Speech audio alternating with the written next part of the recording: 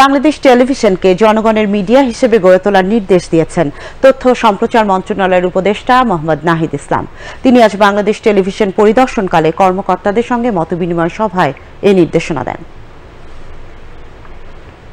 আমরা মনে করি যে বিটিভি এটা রাষ্ট্রের জনগণের টাকায় এটা পরিচালিত হয়, ফলত জনগণের মিডিয়া হিসেবেই বিটিভি প্রতিষ্ঠিত হবে।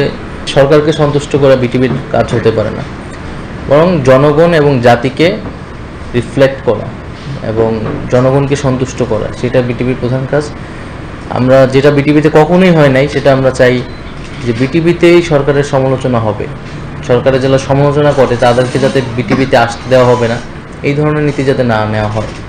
সরকারের যারা সমালোচনা করতে চায় যৌক্তিকভাবে, এখানকার টকশো হোক বা অন্য কোনো প্রোগ্রাম হোক, তারা বিটিভিতে মানে তাদের জন্য অবশ্যই দরজা খোলা থাকবে। যারা ফ্যাসিস্ট রেজিমের সাথে জড়িত ছিল, গণহত্যার সাথে জড়িত ছিল বা তাদের সুবিধাভোগী ছিল, যেহেতু তাদের বিষয়টা বিচারাধীন, জনগণই সিদ্ধান্ত নেবে এবং আইন অনুযায়ী ঠিক হবে। বাট এর বাইরে যে কেউ যদি সরকারের সমালোচনাও করতে চায়, তার জন্য বিটিভির দরজা যাতে বন্ধ না থাকে। সভায় বাংলাদেশ টেলিভিশনের মহাপরিচালক মোহাম্মদ মাহবুবুল আলম ও ঢাকা কেন্দ্রের জেনারেল ম্যানেজার নুরুল আজম সহ ঊর্ধ্বতন কর্মকর্তাগণ উপস্থিত ছিলেন। এর আগে তথ্য ও সম্প্রচার মন্ত্রণালয়ের উপদেষ্টা মোহাম্মদ নাহিদ ইসলাম বাংলাদেশ টেলিভিশনের বিভিন্ন শাখা ঘুরে দেখেন।